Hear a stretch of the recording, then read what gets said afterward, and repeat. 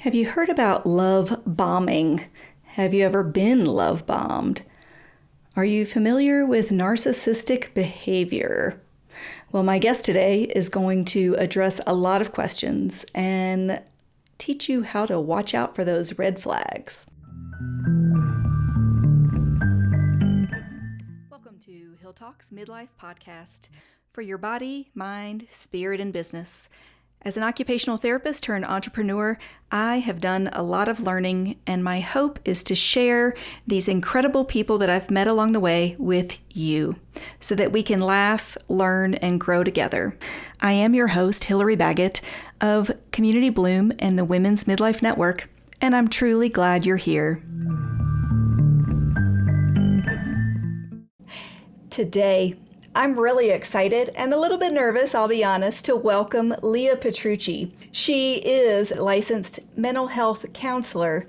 She's a specialist in narcissistic recovery. I can barely say that word, so that's always funny. And most recently, she has really turned all of this into a holistic health and wellness coach practice. Today, we're going to be talking about how do you recover from a narcissistic relationship, some of the skills and tools. What's really interesting is how she even got into this field, and that's what drew me to her. So I hope you will enjoy. Help me welcome Leah Petrucci. Hello. Thank you so much for having me, Hillary. I'm so glad you're here. Well, let's just dive right in, because today's conversation is a little bit of how you help other people get out of unhealthy relationships while you're mastering midlife. We're going to talk about the biggest lesson maybe that you've learned in this process and how you have pivoted your career, which ties you all back into your big why. Are you ready? I'm ready. Okay. So tell me about the weaving of your story into your purpose and your work. Yeah. Well, when I started the journey of becoming a therapist, went to school to get my bachelor's degree in psychology. I thought I was going to do the 4-year degree and that's it. But when I realized that I wanted to do more than social work and case management and paperwork, went back to school to get my master's degree in clinical mental health counseling. And at the time, I had my mind set on was working with substance abuse clients, and also, as an intern, you take on all the clients that you can get because you want to experience everything, and you also want to find out what is going to be your niche. And even though I had my mind and my heart set on doing substance abuse, I also had experience with working with couples and working with families and working with minors. And it's interesting now that I'm in private practice, I don't work with any of those that I started with, and the more I started to intern with substance abuse clients, I saw how painful it was to watch clients relapse time and time again and go back to their drug of choice. It was just really hard, and it was really painful.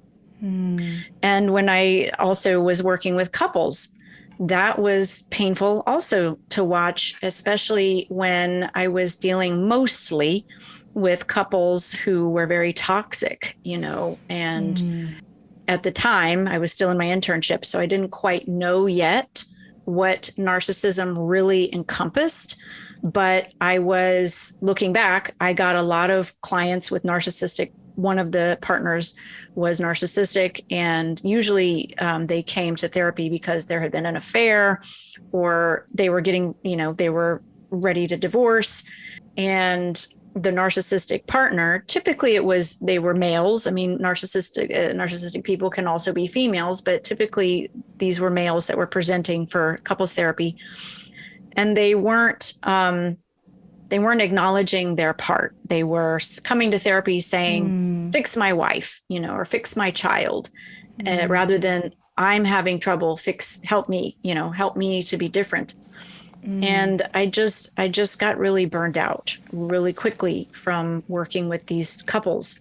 And it wasn't until I was almost towards the end of my internship and I was working with a client, and she was in a relationship with a very controlling man, very possessive, very controlling man. And I knew enough about narcissism. And mind you, we really didn't learn enough about narcissism in my grad program. We just didn't. It wasn't enough of the curriculum. But I knew enough about it to identify this is narcissism, or at least it sounded like it. And started working with her and tried to, convince her to leave, and she just wasn't there yet. And during this time working with her, I started to realize that I was in an unhealthy relationship of my own at the same time as I'm working with this client. Oh, wow. Yes. Wow. Right. Wow. Exactly. And let's see, I had moved in with this person very quickly. I wasn't really ready to move in, but that's also something that happens with narcissistic people, is they're very convincing and they paint this picture of the future, and they make it sound so wonderful and great. And they're very charming in the beginning. And I fell for that, and we moved in together way too quickly. It was only maybe 4 months, and we moved in, and right away that honeymoon period, which I later knew to be love bombing, which is an extreme form of narcissism, when they just really shower you with gifts and compliments and praise and like I said, promises of the future. And when all of that went away, we had barely even finished unpacking and moving our stuff in. He changed to a completely different person. And I started to just kind of wonder, oh gosh, what have I done? What have I done? And all this is happening while I'm working with this client. And I started to realize the similarities in my relationship with hers. He started to become very jealous and controlling, and tried to work things out. And we even did try to go to couples counseling, and it just didn't work out. And so I broke off the relationship and moved out. And of course he had another partner, and within a matter of days. So, true to narcissistic MO, that's typically what happens, is they have to be with somebody. So, he moved on very quickly. And I was very devastated. And I realized at that point that I needed to really take some time off from my internship and heal myself, and also to understand what had just happened, and to study more about what narcissism was, since we didn't get enough of that in my grad program. So I really did. I really studied everything I could get my hands on as far as material that's out there today: books, podcasts, virtual summits, just everything. Yeah. And I learned about narcissism, and I started working with mostly women. I also do work with men in my practice that are recovering from a narcissistic relationship, but mostly I do work with women. And so I changed my niche. I took 6 months off from that internship to heal. And when I came back, I was much more equipped, and decided to start helping women either get out of a narcissistic relationship or recover from the aftermath, recover from breakups. And that's actually mostly the work that I do today. I realized also over time that it was very painful, like it was in the beginning when I worked in substance abuse. Watching the client go back to their drug of choice over and over was very hard for me. And when I was working with women who were dealing with codependency and watching them go back to their drug of choice, so to speak, they're the man that was very toxic, absolutely, like a drug to them, and yeah. I decided to change my niche a little bit and work with women who had decided that they were done, that they no longer wanted that, and that they didn't want to go back. That is amazing. And just for clarity, I wanted to talk just a little bit about kind of defining it. When I think of narcissism in kind of my layperson, since I'm not a specialist in that, I just think of somebody who's really full of themselves and just loves themselves. But it sounds like there's some telltale signs of how to know if you're with a narcissist. Can you tell me about that? Yes, absolutely. I can talk about it in early dating, and then also talk about it once they have been together with the partner for quite a while, because it can look very different.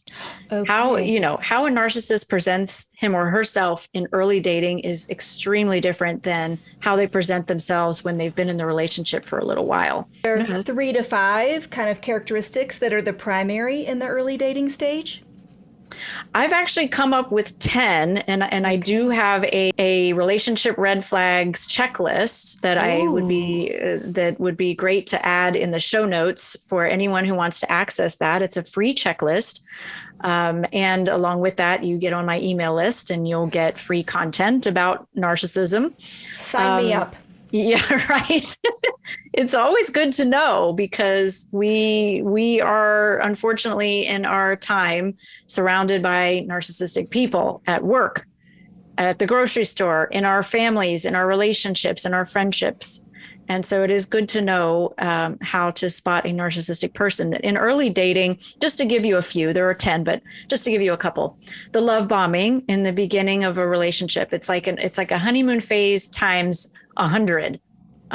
They really are overshowering the person with things like gifts, compliments, saying things like, I've never felt this way before. You make me so happy. So-and-so in the past never treated me the way, or I never felt the way I feel with you.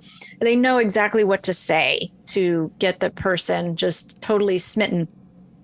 And they also might do things early on, like profess their love or take them on trips. You wouldn't normally do that so early on. So that's a red flag. And they also like to move quickly. They want to move in quickly. They want to meet your family quickly. They want you to meet their family quickly, because they want to impress you with how well they treat your family, and how they want you to see how well they treat their family. Especially if it's a male, they want you to see how they treat their mother, because the women really go for that. They really love to see a man who treats his mother well, right? I mean, I fell for the same, Sure. It is important how men treat their mothers, but that's not the most important thing, right? Right, exactly.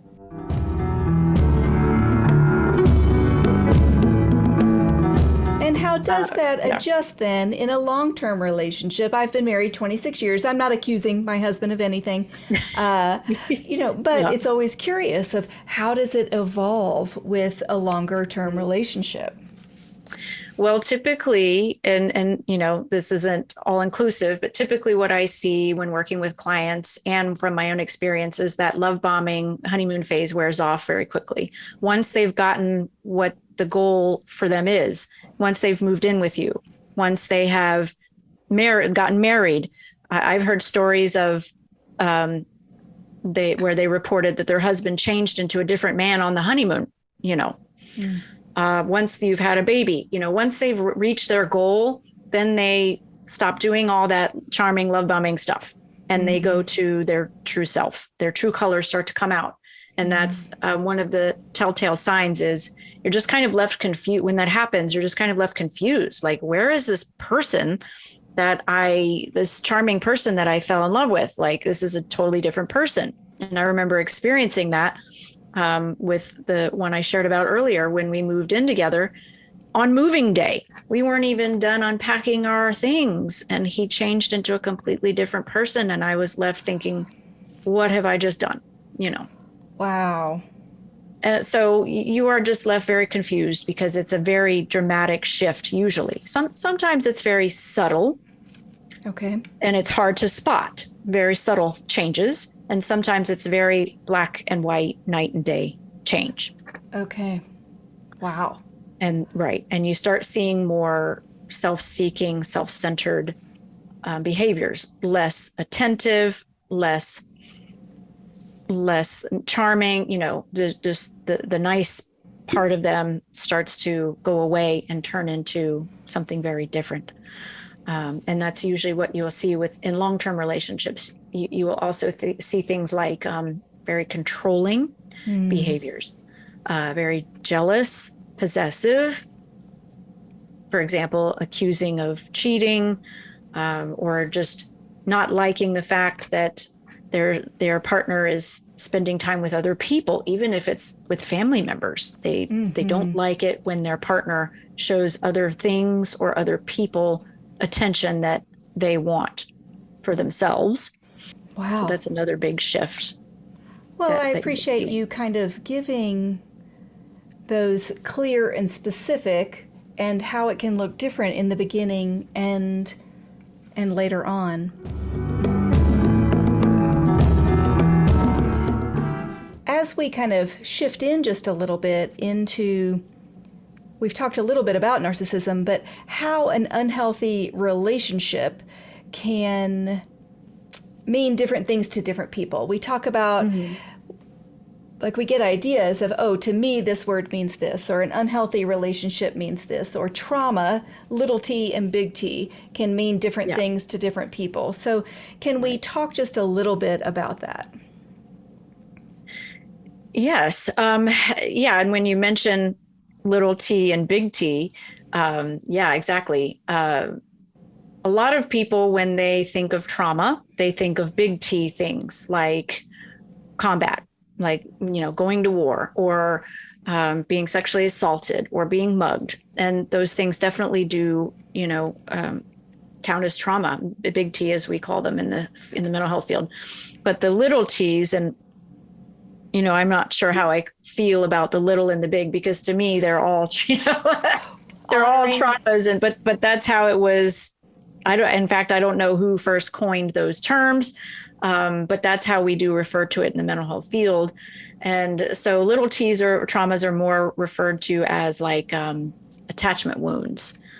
So things like breakups, things like being betrayed by a loved one,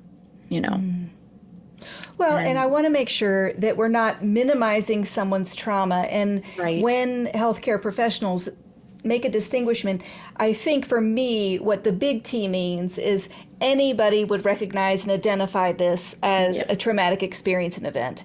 And the little t meaning not less severe, because sometimes chronic little t traumas can have a far greater impact, or just as a great impact on someone's mental health and relationship and attachment issues. So I just want to make sure that we're not defining them. It's just what's clearly represented in society as trauma, and what is more subtle and more difficult to define. Like when you see a capital T somewhere, it's very clear that is a letter T. Yeah. When you see a lowercase t, sometimes people think, is that a plus sign? Is it this? What does that really mean? So is that a better way maybe to no, that was perfect. That was absolutely a wonderful description of big and little T's. Absolutely.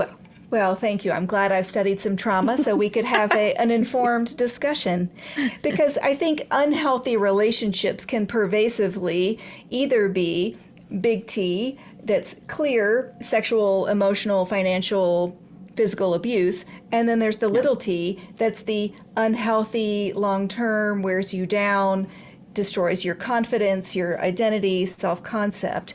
Is there anything you feel like you'd like to add to that distinguishment?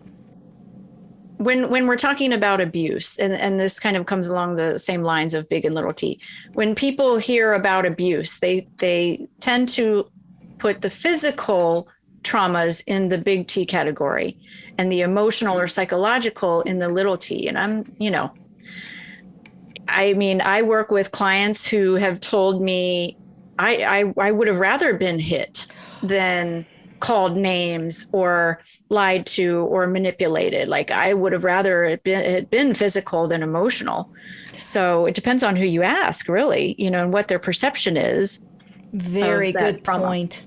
For listeners, I am nodding my head vehemently. And yes, because physical abuse oftentimes is more visible, and the emotional wounds are harder to identify and sometimes to explain. So I'm glad you did say that.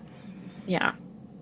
A definition you wrote for me of a relationship is unhealthy or toxic when there is harm of any kind, is chronic, with no plans to change or do recovery work. I thought that was, quote, thank you, Leah Petrucci, on that, because that is little t seeping into or exploding into big T, because in a relationship, when the partner is not willing to do the work, is unwilling, unable to change, no change will indeed happen. Wow. Yes. Oof. Right. Because, I mean, everyone makes mistakes, whether it was intentional or not intentional. Everyone makes mistakes. Everyone causes harm to other people, whether we meant to or not. I think the difference is our willingness to acknowledge it and change. And that's what you typically don't see with narcissism, typically. And that's why the percentage rate is so low of people who actually receive the formal diagnosis of narcissistic personality disorder or NPD, because they don't come in to therapy and admit, I have all these behaviors and characteristics. I'm the problem. I need to get the help, and it's causing me distress, and it's causing problems in my life and my relationships and my job. That's typically, you don't see that unless they come in for something else like couples counseling and say, but you have to fix my wife or my child, Yes. And I'm laughing not out of any disrespect at all, but yes, a narcissist walks into a therapist's office, right? I mean, that sounds like a setup for a joke, right? Because if I was a narcissist, I would think clearly the problem is not with me. I think a great example that I think of is from The Princess Bride, one of the characters, the Sicilian character. Yes. And I think he thought, clearly, I will not choose the wine in front of me. Yes. And he's thinking that he's smarter than everyone, and maybe not the best example in a relationship way, but we gotta love Princess Bride, though. Well, just to give a little bit of a lighter moment, before we started recording, I told Leah, I said, well, I just need to take a deep breath for a moment. And she reached for her essential oils. And I wanted to give this gift to the listeners, and if they end up getting to see this on YouTube. And so, Leah, could you talk us through what you did? And I will do it with you, because I was just blown away. I'll even take off my glasses for this one. Yes. So I can't take credit for this, so I'll give credit to where it's due. I am doing some applied neurology work through a membership called Brain-Based Wellness. And I've been learning how to do vagus nerve to calm down cranial nerves, vagus nerve 10, cranial nerve 10 being one of them. But there's 12 cranial nerves that I practice calming down or resetting on a weekly basis. And this one that I taught you is resetting cranial nerve 1, which is our olfactory nerve. Okay. And so what I did and what we'll do right now is I'm taking a bottle of my favorite peppermint doTERRA essential oil. Okay. And I put my finger over one nostril and I hold the bottle under the other. And as I inhale, I just gently tap up and down that nostril and then exhale. And that just kind of just relaxes you, and you inhale that wonderful peppermint scent. Wow. I do this in between client sessions, because it's very calming and also just gives me a little, it's calming, but also gives me a little bit of pep, if that makes sense. It's peppermint. Hello. Peppermint. I usually think of peppermint as energizing, but if you're taking it directly into the first cranial nerve, which is because it's the first one that comes out as we're being created in our mother's wombs. And I love that. I just thought that was a quick practical tip. So you closed off your left nostril, you held it. Well, you do both. So it doesn't matter which one you start with. You plug one nostril, hold it under the unplugged nostril as you breathe in, and then tap up and down that nostril that you're breathing in. Wow. And then you switch and do the other side. Well, it was a very effective tool to bring down calming, or sometimes when we have connection issues, or I can't find the right link, or I sent the wrong link, all these reality things that happen to us. And it just brings us into this calming state. So definitely polyvagal theory is the piece in my practice that I found to be missing in the last several years. And so I started adding that in with my clients and teaching them some easy vagus nerve reset exercises. Absolutely. There is some information that is so helpful, practical. Thank you so much, Leah. I love it. Thank you so much for having me. Hey y'all, I always have a goal of trying to keep it under 30 minutes, so I needed to clip the last bit, and I'll do a little shorty episode. So be on the lookout for that, where you will get the quick tips on what you need to know to prevent this from happening to you. All right, well, what's the takeaway you've got from today? Love bombing, Narcissism 101. Can you identify the relationship red flags in a toxic relationship, narcissism, complex trauma, big T, little t, and using peppermint to calm? I learned so much. This is Hillary Baggett with Hill Talks Podcast, all about midlife